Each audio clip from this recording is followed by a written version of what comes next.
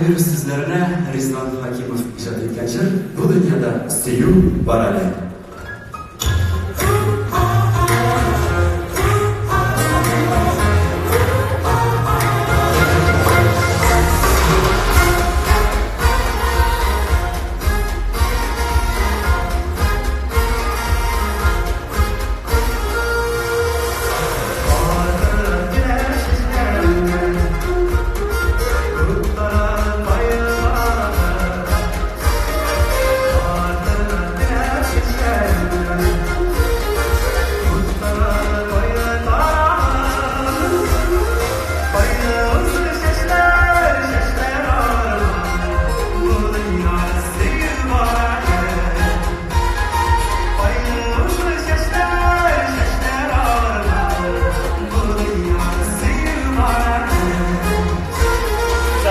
Надо спросить.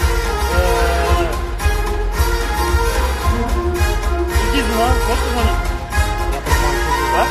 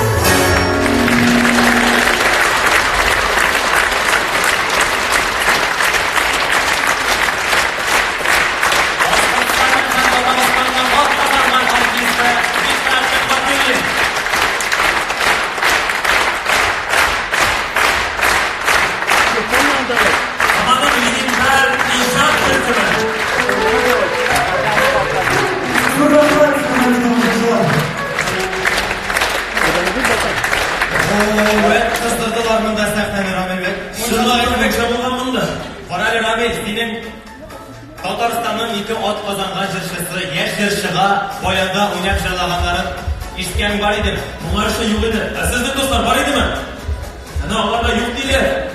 Bu tarihta janagat, bu işgali bizdeki yaratkan söz.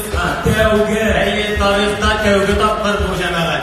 Qarali Ramil, bundan sahnede kuzu elbette. Saldan işigine getiren de hava tırışır.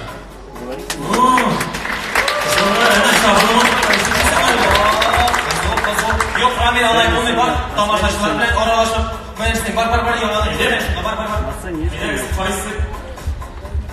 Bismillahirrahmanirrahim. Apacanım, konser kişisizge ışık mı? Bir heybetlik yaşlı yerlere heybet olan bak. Apacanım, şeyşivar girenizde bir bayat deneniz. Bu, Ege'de gelsin değil. Kayakta. Abicanım, mana o'rindiqlarimiz shoyilimi? Musiqa qotib tugul. Rostlar kapitan. Kapitanni aytib degansiz. O, qarada Ristama bo'lib turadi bunda. Ristama Ristama ishsizmi bugungi konsert?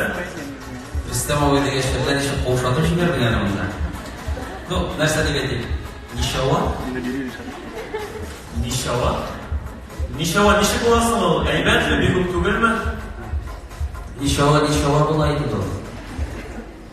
No, yigitlar yana shundoq da bek молодцы, konsert bek aybat borib, Intaga o'zim qomat sahnada olib borish bo'lg'ach, Türküm шығыш жасағанның мұнда залдан қарап отыру әлі де шегірек шумағына. Әйдәмін әлімін рәхим етейді. Әлі рәхим етесіз.